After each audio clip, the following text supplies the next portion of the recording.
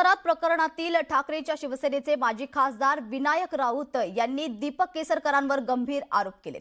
केसरकरांची SIT चौकशी करण्याची मागणी त्यांनी केली आहे। एकनाथ शिंदेंना अशोक खरातचा रस्ता दीपक केसरकरांनीच दाखवला असा आरोप सध्या विनायक राऊत यांच्याकडून करण्यात येतोय। खरातच्या जाळ्यात जे मंत्री अडकले आहेत त्या सर्वांची हकालपट्टी करावी अशी मागणी त्यांनी यावेळी केली आहे।